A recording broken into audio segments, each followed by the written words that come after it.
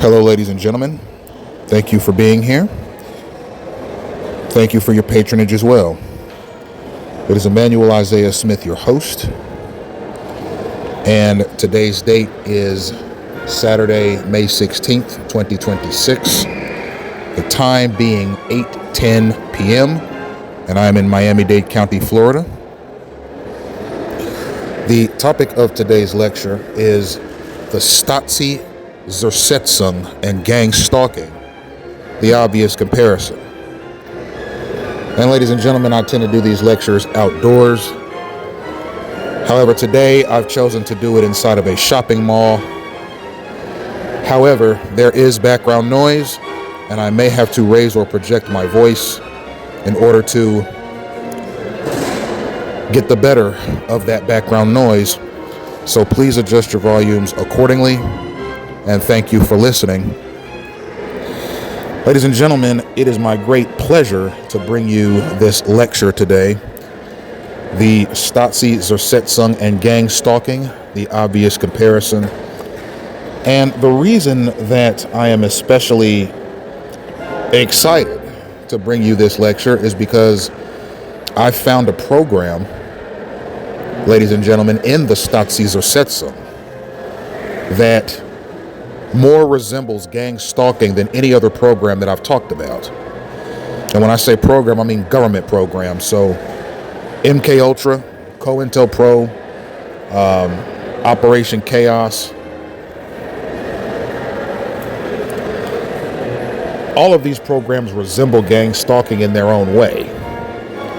However, the Stasi Zersetzung, which was a program that was run in East Germany for approximately 40 years, trumps them all. This program is not only reminiscent of the Zersetzung, but it's derivative of the Zersetzung. Whoever brought gang stalking to America, whatever government auxiliary it was, referenced the Zersetzung when they put Gangstalking together. That I can promise you. There is no conceivable way that this clandestine gangstalking mechanism has not referenced the Zersetzung. Okay? And the Zersetzung was a program that was run by the East German Stasi in the 1970s, and it ran till about 1990. So the Stasi ran for about 40 years. The Zersetzung ran for about 20 years. And in that 20 years, from approximately 1970 to 1990, you saw essentially a mechanism that had one goal, and that was to essentially annihilate the quality of a person's life using government resources until there's either absolutely nothing or that person has deceased. Okay? The Zersetzung is a word that in German, it means decomposition. And this program, the Zersetzung, was aimed at doing just that. It decomposed the life of the target at the hands of the Stasi, which was the Ministry of State Security in Germany, or what you might refer to as the East German Secret Police. Now, mind you, ladies and gentlemen, this Stasi, okay, this secret police, the organization that perpetrated the Zersetzung on the lives of East German citizens, was a post-Hitler construct. Okay, we're talking after World War II. Okay, this program come into being? But I would not doubt 1 second, ladies and gentlemen, that the Zersetzung was modeled after the Sicherheitsdienst that Adolf Hitler did have control of when he was alive. However, after World War II, there were certain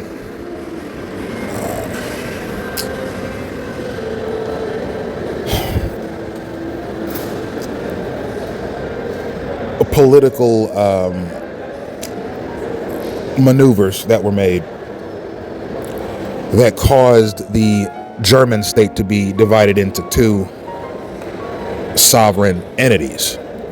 Okay, the United States and Great Britain administered West Germany, and the Soviets administered East Germany.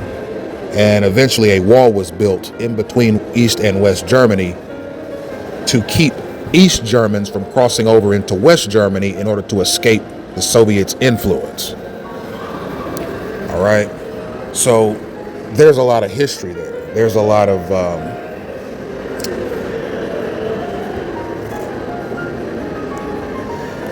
backstory there. And what I'm going to do, ladies and gentlemen, due to distractions, I'm going to stop the lecture presently, and I'm going to return in a brief moment to continue the narrative. Thank you.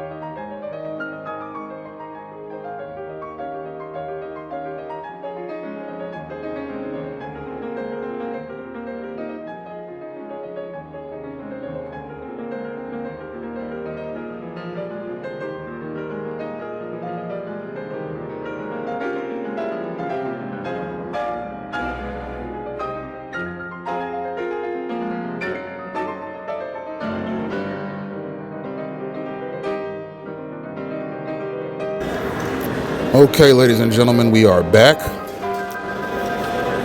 Sorry for the brief interruption. However, given the public nature of these lectures, ever so often I'll get a rude stalker try to disrupt the thing, and I have to step back and regroup.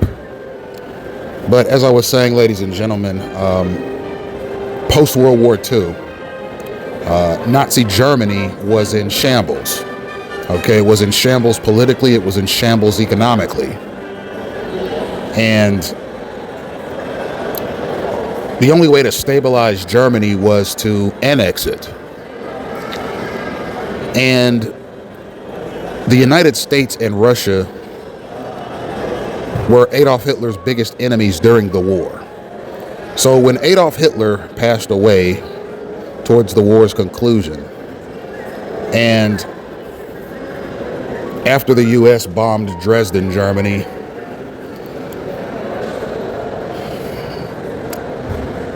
the German state was essentially, it was done. There was really nothing left of Germany but a vanquished nation. And that's historical fact, ladies and gentlemen. So the United States and Soviet Russia, who were Hitler's biggest enemies during the war, they came to an agreement and said, okay, what we're going to do is we're going to take Germany over totally. The United States and Britain gets West Germany, and then the Soviets get East Germany. And they basically split Germany in half and split it between the two. So the East German regime was controlled entirely by the Soviets.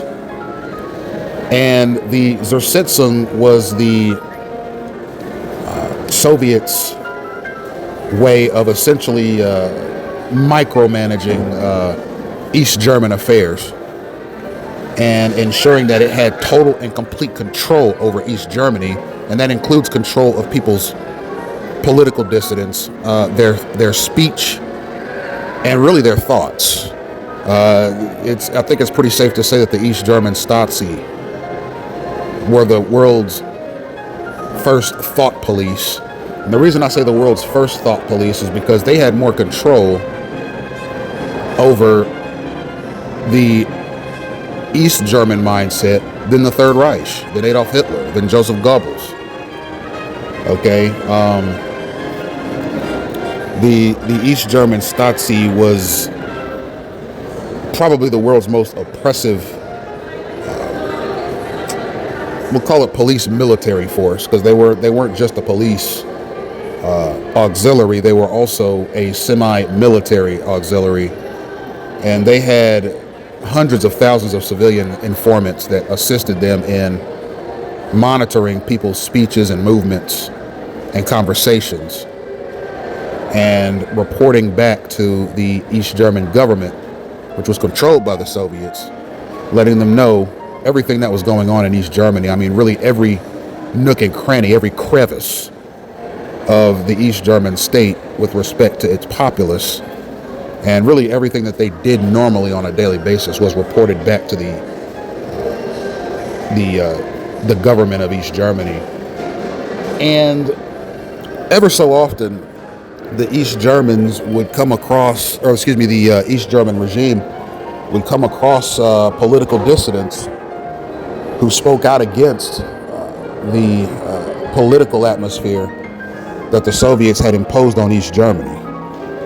And those people were put in a Zersetzung, which is essentially a decomposition of that person's existence. And we'll get into some of the tactics and mechanisms later in the lecture. And mind you, ladies and gentlemen, due to the very deep historical narrative that must be used in this discussion, I may have to divide this lecture up into more than one part. So I'll let you know, ladies and gentlemen, in various intervals when I'm going to have to stop and come back with another lecture to supplement this part one. So what I'd like to do first, ladies and gentlemen, is get into some kind of a backstory to the reason that this program, the Zersetzung, caught my eye. It caught my eye for a number of reasons. One,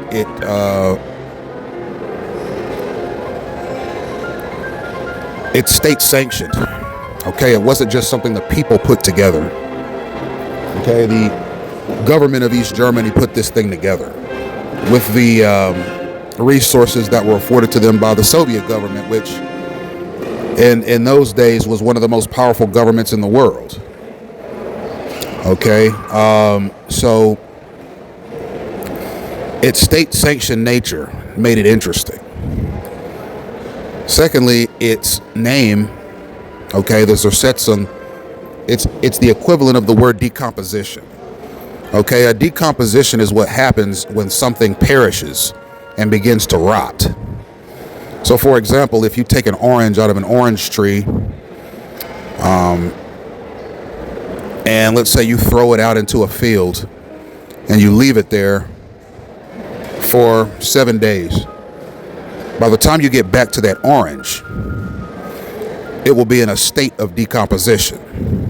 It'll be rotted, it'll be stinking, it would be a mere shell of what it used to be. Furthermore, it would be very undesirous to look at, and it would not be edible.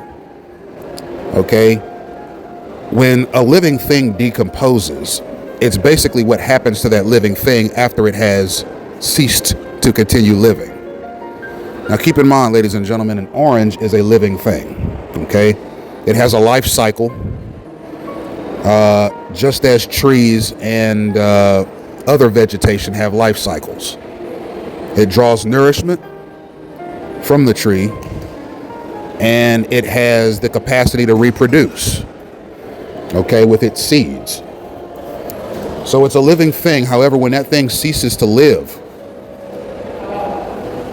it will begin to decompose or rot. This program that the East German government devised is called decomposition. Okay, Zersetzung. All right. It was aimed at causing the decomposition of the life of any German citizen that dared to speak out against the East German government. Okay.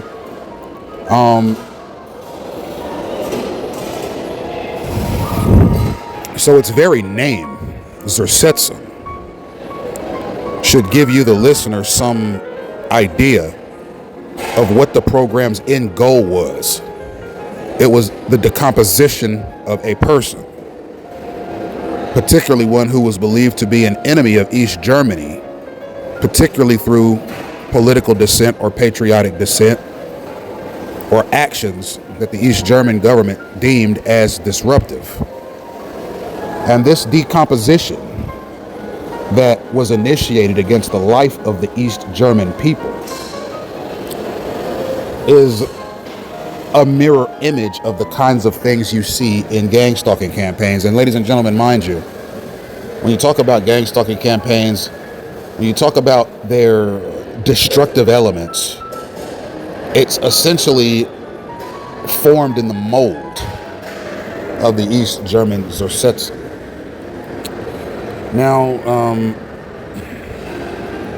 what I'd like to do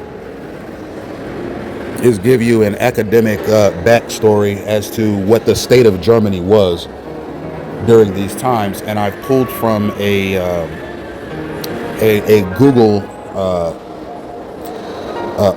an article, a brief article or summary that was produced by Google. It says, after World War II, Germany was divided into 4 occupation zones controlled by the Allied powers, the USA, the UK, France, and the Soviet Union in 1945. The eastern third was managed by the Soviet Union, while the western 2/3 were split into US, British, and French zones. Berlin, located inside the Soviet zone, was also split into 4 sectors. So the goal was to demilitarize and denazify Germany. Okay, it was essentially the USA, the UK, France, and the Soviet Union getting together and saying, okay, we're getting ready to divide Germany up into sections so that the power that Adolf Hitler's Third Reich once had is permanently broken. And there will be no semblance of any remnants of the Nazi Reich's power or authority or influence anywhere in Germany. So you had the USA, the UK, and France, which were allies in the war, and then the Soviet Union, which was not exactly an ally of the US, UK, and France, but it had a common enemy with the USA, the UK, and France, and that was Adolf Hitler. So the Soviet Union wasn't necessarily an ally of the US or the Allied powers, but it was just as much an enemy of Adolf Hitler as the Allies were. So when the Nazi regime was dismantled after the war, it was split up with each of these countries taking a piece of Germany to manage for themselves and to govern for themselves, because essentially Adolf Hitler's Nazi Reich was seen as such a boon to humanity and such a pariah on the international stage that once Adolf Hitler perished and the Nazi armed forces were defeated, the Allied powers and the Soviet Union wanted to eradicate all memory of the Nazi regime in Germany so as to essentially rebuild Germany from the studs up. So we're going to look at some other historical matters that are important. And the reason I say these matters are important is because the historical backdrop that led to the Zersetzung is important, and it's relevant, and it demystifies why the East German government would impose such a thing on its people. Essentially a nightmarish dismantling of that person's life by the state, its secret police, and civilian spies that had been deputized by the state, ladies and gentlemen. Very much like the Gangstalking mechanism. So, Berlin's special status, it was located entirely within the Soviet-occupied East. The capital city of Berlin was subdivided into 4 sectors administered by all 4 Allied powers. The formation of 2 states, which began in 1949. The division solidified into 2 separate nations, the Federal Republic of Germany, or the FRG, which was essentially allied with the Western powers that we spoke about, the USA, the UK, and France. And then you had the German Democratic Republic, or the GDR, which was a communist state that was controlled by the Soviet government. So Germany was split into East and West, and the Western powers consolidated power inside of West Germany and essentially operated that part of the country under capitalist economic ideals, and the eastern part of Germany was ruled by the Soviets, and it was made into a communist state that ran under communist political objectives. So essentially Germany was split into 2 different countries. West Germany was its own country, and East Germany was its own country. So West Germany adopted a capitalist economy and a democratic government, and East Germany adopted a socialist system under the Soviet mechanism, which was, according to the standards of a capitalist country, particularly the United States, was a lot less democratic. This division was finalized by the Berlin Wall in 1961, and it remained until the reunification of Germany in 1990. And as I read these notes, I mean, this is obviously my first time reading these notes, but as I've read over them over the past few days in preparation for this lecture,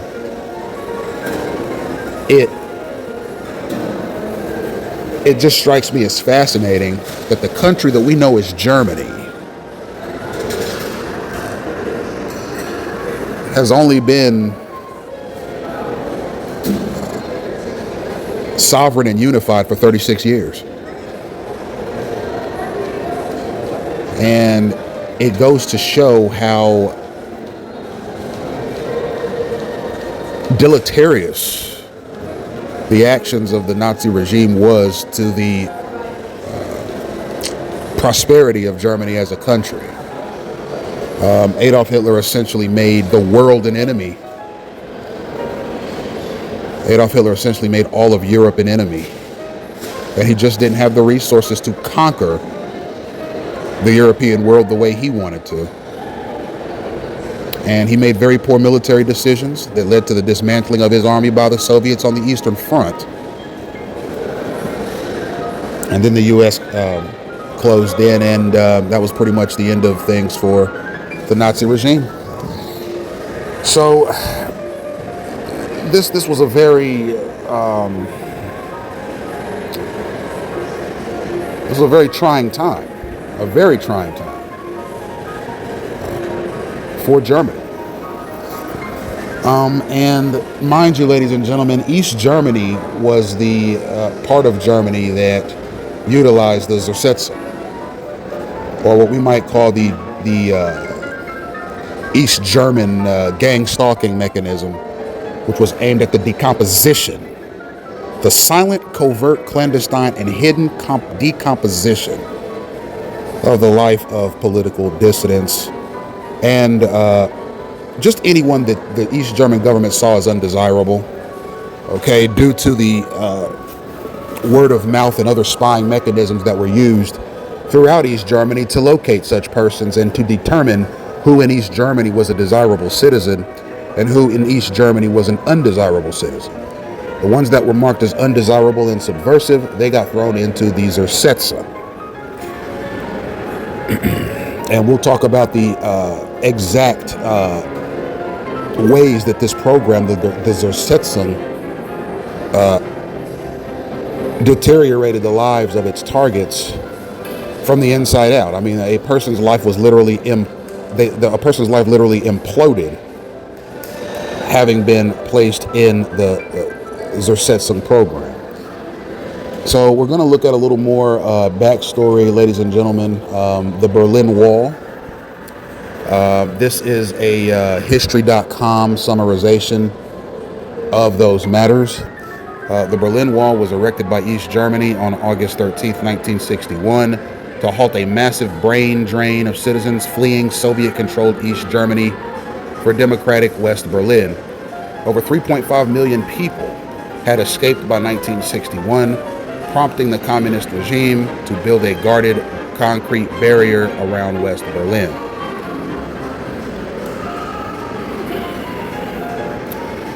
And the second and third paragraphs are basically a reiteration of what I talked about earlier. After 1945, Germany and Berlin were split into 4 occupation zones. The USA got one, the United Kingdom got one, the French got one, and then the Soviets got one. And the western zones were comprised of Western Germany, and the eastern zones fell under the control of the Communist German Democratic Republic, which was managed by the Soviets, or the Soviet Russian government, or the USSR, as it were. And mind you, ladies and gentlemen, I've always given Russia credit for its innovations in history, culture, art, communist economic principles, military technologies, and so forth. And furthermore, I've always called Russia a beautiful country, and it is a beautiful country. Furthermore, it's one of the largest in the world, and Me pointing out that the USSR was behind the Zersetzung does not diminish my opinion of Russia today. Now, the reason I say that is because I don't know factually that gang stalking exists in Russia. Okay, I've never been to Russia. I've never experienced targeted harassment in Russia because I've never been there. Do I believe that gang stalking exists in Russia? I just simply don't know. Does gang stalking exist in the United States? Yes, it does. Okay, the United States, and I'll admit, it has a fascinating history. It has a history that's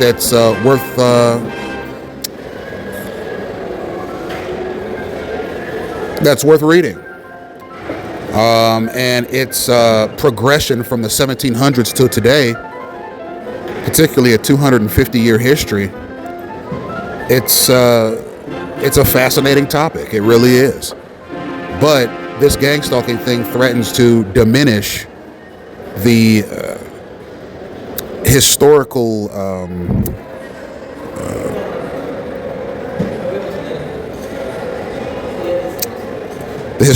decorations, the historical accolades that the United States has amassed over the past 250 years. Gang stalking threatens to destroy that, because at some point you're going to have to start infusing the gang stalking mechanism into American history. Okay, if this program does not stop, eventually that's what America's going to be known for. The democratic society, the constitutional republic society that allowed gang stalking to take hold in its borders. Okay, it's going to tarnish America's image, reputation, and history. And that's a sad thing, because America is a fascinating country and its history is equally fascinating. And to see that fascinating history, okay, that interesting history, that compelling history that the United States has, okay, for that to become tarnished, for that to become stained by such a tomfoolish program as gang stalking, it's a real shame, ladies and gentlemen.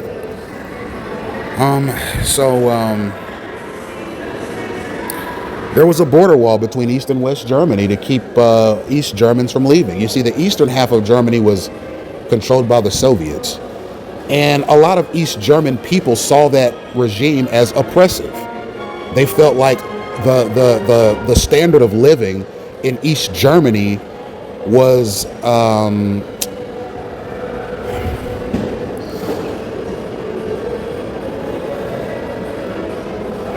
it was below average, and East Germans wanted a better way of life, and it became fairly common knowledge that West Germany was the place to go, because it had a capitalist business model, and it had a democratic political model, and they held democratic elections, and people were very involved in the political process in West Germany, and it was less repressive.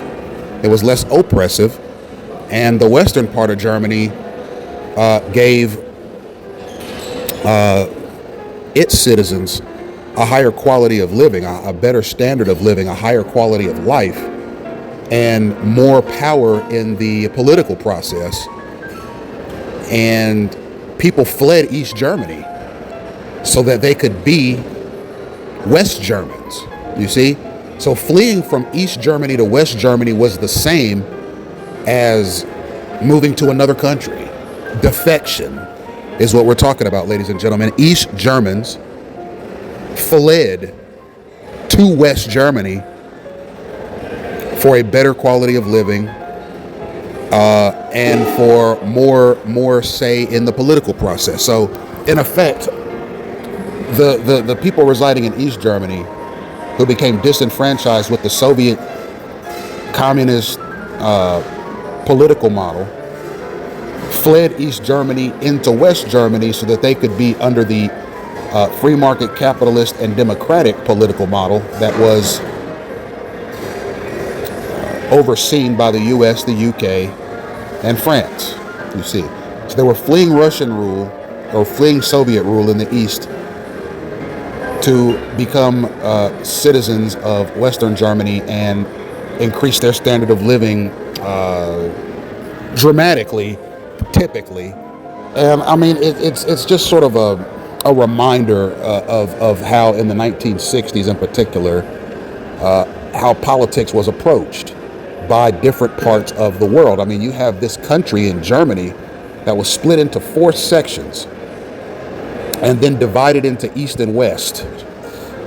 And you still had essentially a divide, an ideological divide, a socioeconomic divide of epic proportions concerning how East Germany was run and how West Germany was run. And it was likely a situation where you saw this migration of 3.5 million people who fled East Germany to go into West Germany for essentially more stable economic circumstances and more say in the political process through democratic elections. And this wall that was built was the idea of East Germany, because it didn't like that all of its citizens, well, not all of its citizens, but a good chunk of its population, 20% of its population, okay,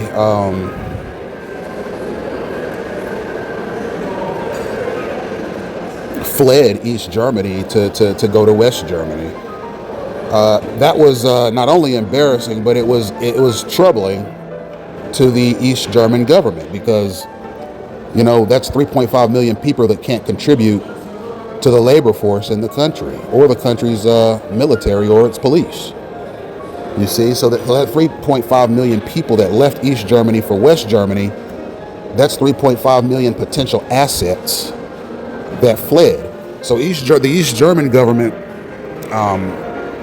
under the direction of the USSR, basically said, okay, we're going to put up a wall in between East and West Germany so our people can't leave. So the Berlin Wall was a way of keeping East Germans in East Germany and making it exponentially more difficult for them to flee East Germany and head west. So it just gives you some semblance of how serious East Germany was in keeping its people, and how authoritarian the Soviets were. Now, mind you, ladies and gentlemen, I'm not going to sit here and say that the West German state was superior to the East German state. It was less repressive. Okay, but it's just. It just goes to show that freedom and democracy are appealing to people. No one wants to be oppressed. No one wants to be restricted. And that's what's so ironic about gang stalking is the United States actually at one point held control over parts of Germany. And there was a time where East Germans fled East Germany to go to West Germany so that they could be a part of the West German state that the United States had quite a bit of influence and power over. And the very Zersetzung that persecuted people in East Germany, now the United States uses that itself. So at one time, people fled East Germany so that they could be under the influence of the U.S. to escape oppressive programs like the Zersetzung. And now that very same country that people fled to escape the Zersetzung uses the Zersetzung in its own walls and borders. You see, so now we have the Zersetzung here in the United States as well. So the way the Berlin Wall operated was it had a barrier which was made of barbed wire and fences. There was something called the death strip, which the wall had a complex system that had a second inner wall and a death strip with guard towers, dog runs, and armored guards instructed to shoot escapees. Also, the wall's impact was vast. It successfully halted mass immigration. It forced many people, especially from Eastern Europe, to accept the border. So apparently, there were several hundred people that attempted to escape East Germany into West Germany over the wall and were killed, because the East Germans were not about to just put this wall up and say, okay, here's the border wall. We're going to stop East Germans from leaving, and we're going to just walk away and hope for the best. No, they put guard dogs at the wall. They put armored guards at the wall. They put barbed wire on the wall. They put a second wall underneath or on the other side of the wall, parallel to the wall, which made it nearly impossible to clear the wall. And many East Germans lost their lives trying to clear the wall into West Germany. So this border wall stood for 28 years until the 9th of November 1989, when growing civic unrest and political changes in Eastern Europe forced the East German government to open the borders. So that's pretty much the story of the Berlin Wall, ladies and gentlemen. We are going to look at the man who devised the Zersetzung.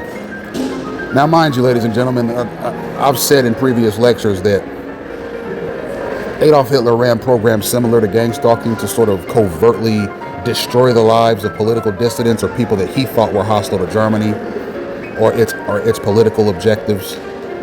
And I don't doubt for a second that the Zersetzung was modeled after various programs that Hitler ran, like the Sicherheitsdienst, which was perpetrated by the Stasi.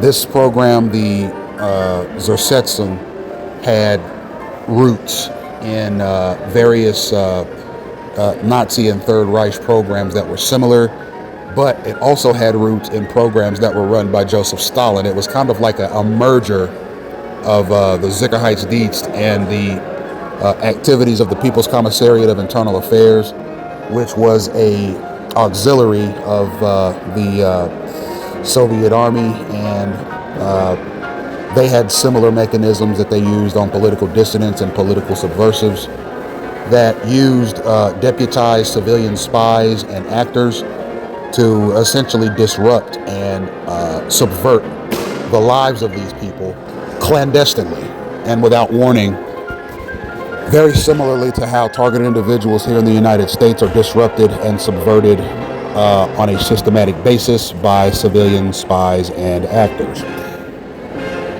So the man's name was Erich Fritz Emil Mielke, and he was a German communist official who served as the head of the East German Ministry for State Security, or the Ministerium für Staatssicherheit, better known as the Stasi, from 1957 to 1989. His nickname was the Master of Fear, and the West German press called him that. And I guess we'll call him Mielke. I think Mielke is a better pronunciation than Mielke. So Mielke, or Erich Fritz Emil Mielke, was one of the most powerful, feared, and hated men in East Germany because of his ability to put together programs like the Zersetzung, and because he ran a very totalitarian police state in East Germany. But I'm going to give the man some credit. He has a clean haircut and he's a sharp dresser. All right, I might put a picture of Mr. Mielke on the video that I'm going to design for this lecture. Sharp suit. All right, this suit this man has on is crisp. All right, he might have been the Master of Fear and a guy that knew how to destroy people's lives using covert civilian spy techniques, but the man was a sharp dresser. And we're gonna put his picture up on this video here. But he was a guy that he wanted totalitarian control. He wanted totalitarian control. He was in control. He was basically the chief executive of the Ministry for State Security, which was known as the Stasi. All right, the East German Stasi was about the equivalent of Nazi Germany's Schutzstaffel. Okay, it was the intelligence service and secret police of East Germany from 1950 to 1990. Now, mind you, ladies and gentlemen, the Stasi lasted for 40 years. This secret police, okay. However, the Zersetzung lasted from about 1970 to 1990. So that program was run for about 20 years. So it was one of the most repressive police organizations in the world. They infiltrated every aspect of daily life in East Germany. And they used a combination of torture, intimidation, and a vast network of informants to crush dissent. And they were seen as probably one of the more disgusting police organizations you've ever seen. And when I say disgusting, I mean false arrests. They did covert assassinations of East German citizens who were seen as uncooperative, and they also tortured and intimidated people. I mean, they were a very repressive and undemocratic regime. And ultimately, what you had something similar to what we have here in the United States, minus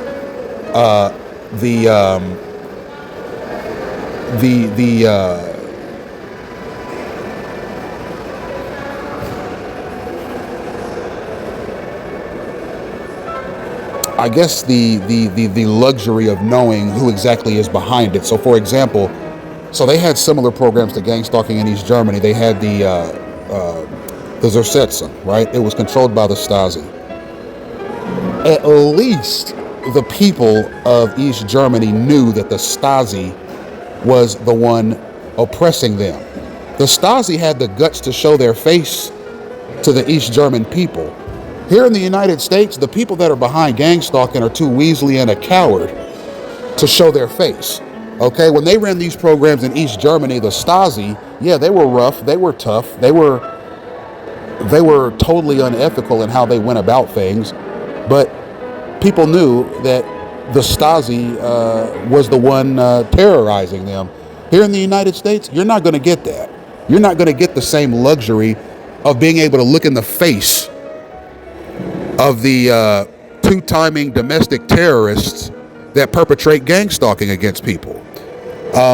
They like to hide their face and use gangstalkers as the face of what they do. The orchestrators of gangstalking in America won't look you in the face. Okay, the people of East Germany knew they were being oppressed by the Stasi. The people in the United States, you have to basically connect the dots yourself, because whoever controls gangstalking and the civilian spy mechanism or the civilian disruption mechanism that you see here in the U.S., the orchestrators of this don't have the same spine that the orchestrators of the Stasi regime had. They don't have that here in the United States. The orchestrators of gangstalking here in the United States are so gelatin that they're not going to tell you who they are or what they are or what they do. They just perpetrate this madness and this hate and this malfeasance and this organized attack mechanism, this organized disruption mechanism, intimidation, germ spreading, you have it. They're the ones that are going to perpetrate this against you without showing you their face or telling you who they are. That's the difference between the American gangstalking mechanism and the East German gangstalking mechanism. Okay? If somebody in the Stasi regime or the East German regime did something disgusting, at least you were able to look at the person who was doing it and you were able to identify them as Stasi officials. If a stalker here in the United States does something equally disgusting or terroristic, you're not going to be able to draw conclusions on who it is unless you study what gangstalking is. That's the difference between American gangstalking and East German gangstalking. American gangstalking is exponentially more cowardly a construct because of how weaselly the orchestrators are. They just scurry about. A lot of them wear disguises. You know, they don't want the American people to know that the U.S. Army, the Department of Homeland Security, possibly state and local police auxiliaries are behind it. They don't want you to know that. That's all stuff you have to put together. Okay, those are all dots you have to connect. Okay, those are all dots you have to connect as a targeted individual. You have to figure it out yourself, because the orchestrators of clandestine gang stalking here in the United States are way too cowardly and a weasel to put their face on their terrorism. You see, again, in the East German conundrum,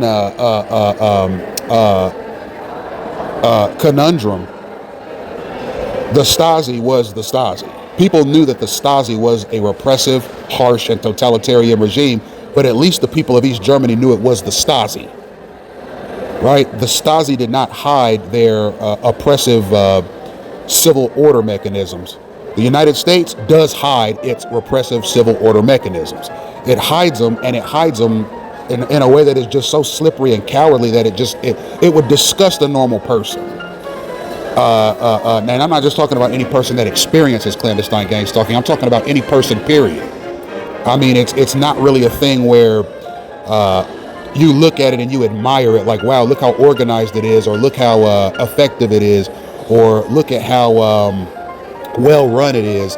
Okay, you look at it and you go, wow, this is a weaselly, slippery, cowardly gelatin program that's run by the U.S. military, obviously, and it involves federal, state, and local governmental auxiliaries to run. And the orchestrators of clandestine gang stalking hide behind the stalkers.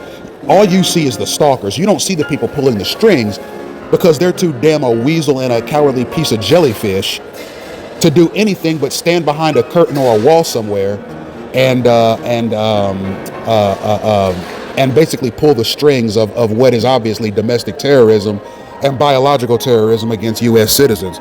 So to that, I'll say that in my mind, the more stout program between the Zersetzung and gang stalking was the Zersetzung, because at least the people that were terrorized by the Zersetzung had some semblance right away that, the Stasi could be behind this, because the Stasi was the law of the land, as opposed to gang stalking's efforts, which include essentially a cabal of gelatin-like jellyfish type people that just stand behind the scenes and manipulate chaos in people's lives. So what we have here is the Stasi. It was the intelligence service and the secret police, and it crushed dissent. Yes, we're the Stasi. Yes, we are the governing intelligence service and police force in East Germany. And yes, they were very repressive, but again, you knew it was the Stasi. Now, there was a bit of figuring out to do with respect to the Zersetzung, because once civilian spies or semi-deputized or fully deputized civilian spies started using probably a signaling mechanism similar to gang stalking to disrupt the lives of people who were chosen for that program. Okay, they probably had to connect some dots, but at the end of the day, who could it be other than the Stasi? It had to have been the Stasi. Okay, with gang stalking here in the United States, targeted individuals don't have that luxury. They're left scratching their head. I mean, and that's what I did. I mean, I didn't know what was going on when I first realized I was in a gang stalking campaign. I mean, I was thinking, well, is it some sort of a community prank? Okay, is it the Ku Klux Klan? Is it the Sicilian Mafia? Is it the CIA? Okay, is it, I was scratching my head, and that's the point. American gang stalking is meant to be secret. It's meant to be covert. It's meant to be behind the scenes. And it's meant to be as slippery, slimy, gelatin, and cowardly as possible. And it really is. I mean, just listen to my last lecture, my previous lecture, ladies and gentlemen, on extreme acts of cowardice, and you'll see exactly what I mean. But we'll get back to this, to the main talking points of this lecture, ladies and gentlemen.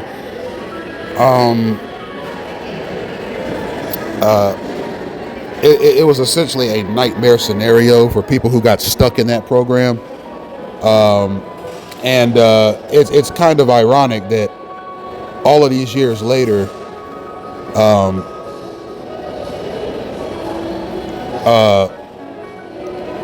you have a similar program that was basically recycled. I mean, gang stalking is not It's not innovative.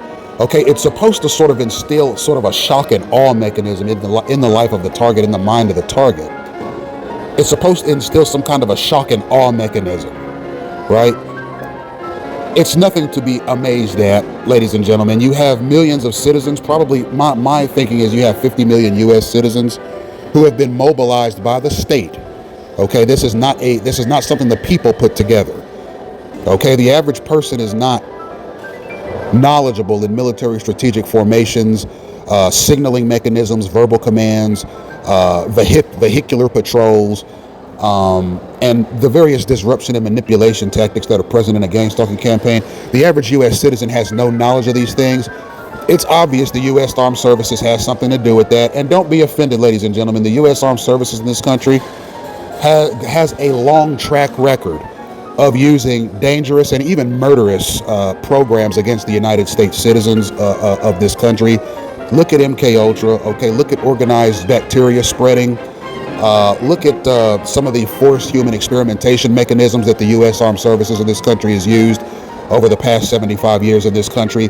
This should not be a surprise, and there's no need to get offended when I talk about the U.S. Armed Services as a definite actor in clandestine gang stalking. It's done stuff like this in the past, ladies and gentlemen, and it sort of offers a benefit to joining the U.S. Armed Services, particularly its clandestine operations wings, to be able to perpetrate these kinds of acts of civil savagery on U.S. citizens without any penalty or recourse. It really is disgusting. But what we're going to do now is we're going to look at one of the directives. We're going to look at some of the directives that were used in the Zersetzung. And this directive is called Directive 1/76. It was issued in January 1976 by Stasi Chief Erich Milke, formalized Zersetzung, which I'll reiterate, its English translation is decomposition or corrosion. Okay, corrosion is another name that fits the Zersetzung definition. You know what corrosion is, ladies and gentlemen? It's when something becomes unusually damaged due to advanced wear and tear. So, for example, if you took battery acid and poured it on a phone battery, or if you took a phone battery and threw it in a jar of water and left it overnight, the next day that battery would become corroded. It's basically advanced stage wear and tear on an object that basically renders that object useless, and that's what the Zersetzung, in addition to causing the decomposition of a person's life, the Zersetzung also was created to cause corrosion on the life of a East German citizen. It was meant to corrode their life. It was meant to cause intense and permanent damage to the life of the person that was targeted. So when you talk about someone being put in a Zersetzung program, or a person being put in a decomposition program, or a person being put in a state-sanctioned corrosion program, that's what they're talking about. They're talking about the Zersetzung. It's meant to decompose and corrode the quality of the person's life using an ungodly brand of community harassment, break-ins, physical attacks, workplace abuses, the division of one's spousal relationships and/or familial relationships, and the steady decomposition of the target's physical well-being over a period of time. And not only that, but it's meant to drive them into destitution. So this mechanism, the Zersetzung, it was no holds barred, and it was very destructive. I'm going to leave this first part of the lecture here. We still have much to cover. We still have the core components of the Zersetzung to get into, and in tomorrow's lecture, we're going to finish up the Directive 176, the Directive 1/76 portion of this lecture, and get into what is essentially the ideological backdrop, or the ideological anchor of the Zersetzung. Thank you for listening. We'll be back tomorrow with part 2.